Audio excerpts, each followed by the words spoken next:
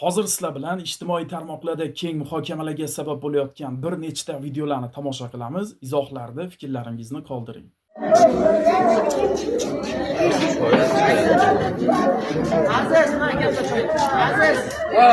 Bosh prokuratura Samarqandda shifokor xatosi tufayli vafot etgan bemor ayol yuzasidan izoh berdi. Ma'lumotlarga ko'ra, ayol o'limidan biroz oldin bachadon bo'yi eroziyasini muzlatish amaliyoti muolajasini olgan. O'lim sabablarini aniqlash uchun ekspertiza tayinlandi. Xabaringiz bor, ijtimoiy tarmoqlarda Samarqand viloyati Payariq tumanidagi shifoxonada shifokorlar tomonidan noto'g'ri ukol qilinish oqibatidagi kelin vafot etgani aytilgan xabar tarqalgan edi. Ushbu holat yuzasidan UzNews so'roviga javoban Bosh prokuratura matbuot xizmati rahbari Hayot Shamsiddinov ma'lumot berdi. Unga ko'ra, joriy yilning 12-yanvar kuni soat 17:00 atrofida Payariq tumani Ichki ishlar boshqarmasi navbatchilik qismidan kelib tushgan xabarga ko'ra, Payariq tumanida yashovchi 1992-yilda tug'ilgan qiz Payariq tuman Chelak shahri 1-son shifoxonasiga yaqinlari hamrohligida olib kelingan. Chelak shahar 1-son shifoxonasi qabul bo'limida qiz vafot etgani qayd etilgan. Aytilishicha, qiz 2026-yildan buyon Chelak shahridagi Otamurodova Xadicha Tursunovna maslhat cheklangan jamiyat akusher-ginekologi HOdan bachadon bo'yi eroziyasini muzlatish amaliyotini olib kelgan. Xalq tilidan aytganda Xadicha ginekolog shaxsan o'zi bu amaliyotni bajargan. Hodisa joyiga tuman prokuraturasi katta tergovchisi Rabbimov, tuman Ichki ishlar boshqarmasi EKG mutaxassisi Olamgerov, tuman eksperti Abdurahmonov va boshqa tezkor tergov guruhi a'zolari chaqirilgan. Marhumaning o'lim sabablarini aniqlash yuzasidan sud tibbiy ekspertiza tayinlangan. Holat yuzasidan tuman prokuraturasi tomonidan tergovga qadar tekshiruv harakatlari olib borilmoqda. Ayting. Qaysi xususiy bansa bitta kelani uni beraman deb o'ldirdi yoshgina kelinda. Yoshgina kelinda o'ldirdi. Chora topasizlar. Topmasalaring qo'ymayman baribir. Tezordan bir vositaga chiqaman. Bormagan. Mashinadagi tezordan manaqa borman. Iltimos, menda ham kasal bor-da. Iltimos sizlarga. Ukajonim, boshini. Men vaziyatni shu yerdagilardan bilyapman. Ular aytayapti, eroziyani kuydirganiga 2 kun bo'lgandi deyapti. Nega bu narkoz berdi deyapti? Narkozdan chiqmadi deyapti. Ijtimoiy tarmoqlarda noto'g'ri ukol qilingani bemor o'limiga sabab bo'lgani haqida aytilayotgan marhuma Payariqda ishbilarmon ayol sifatida ko'pchilikka tanish bo'lgan.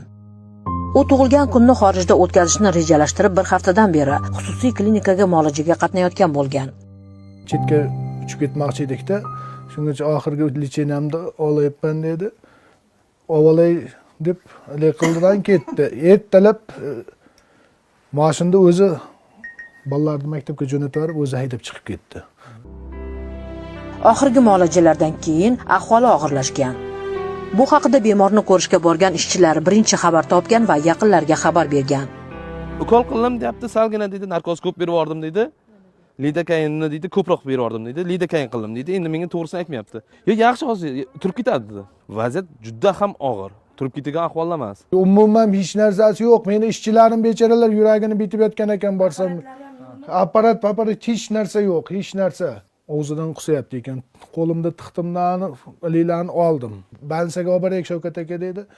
Shifokor o'zi rolda deb bordi mashina. Qarang bilan bola qilgan qorachi kattarib ketgan, o'zi yurak umuman ishlamayapti. Doktorlar tushdiran hammasi taniydi. Shavkat kechikibsan dedi. Uni davolayotgan shifokor ahvoli og'irlashganini ko'rib, oila a'zolariga zudlik bilan davlat shifoxonasiga olib borish kerakligini aytib, tezlik bilan hududga eng yaqin bo'lgan Payariq tuman tibbiyot birlashmasiga qarashli 1-sonli shifoxonaga yetkazishga ko'maklashgan. Biologik o'lim kuzatilgan holda olib kelishdi. Vrachchi o'zi tomonidan shaxsiy avtomashinasida reanimatolog, navbatchi kardiolog bilan birga ko'rganimizda fuqaroda hech qanday tiriklik alomatlari yo'q. Biologik o'lim kuzatilgan. Bemor qanday shikoyatlar bilan kelgani haqida bilish uchun 3 nafar farzandning onasi og'irlashgan klinikaga ham bordik. Ammo klinika eshiklari yopiq, shifokor qo'ng'iroqlarga javob bermadi. Samarqand viloyat Sog'liqni saqlash boshqarmasi mutaxassisi ushbu klinika reyestrda yo'qligini aytdi. Ijtimoiy tarmoqlarda chiqqan voqeadan xabarimiz bor, lekin bu yerda shunday Vazirlar Mahkamasining 80 sonli qarorida reyestrda yuritilish ko'rsatib qo'yilgan. elektron axborot tizimida har bir ixtisosligi bo'yicha litsenziya olgan tashkilotlarning nomlari to'liq yuritiladi. Reyestr hamma uchun ochiq. O'sha holat bo'yicha ushbu reyestrda ko'rsatilmagan, bu ya'ni yuridik shaxs tashkil etilmagan va xususiy klinikalar ro'yxatiga kirmaydi bu yerdagi holat. Holat yuzasidan Samarqand viloyat prokuraturasi shunday izoh berdi. Samarqand viloyati Payariq tumanida 1992-yilda tug'ilgan ayol vafot etganligi holati yuzasidan prokuratura tomonidan tergovga qadar tekshiruv harakatlari olib borilmoqda. Marhumaning o'lim sabablarini aniqlash maqsadida sud tibbiyot ekspertizasi tayinlangan. Tekshirish harakatlari har tomonlama, to'liq va xolisona o'tkazilishi va natijasi bo'yicha qonuniy qaror qabul qilinishi ta'minlanadi. Mana do'stlar, videoni birgalikda tomosha qildik. Izohlarda o'z fikrlaringizni qoldiring. Siz qanday fikrdasiz?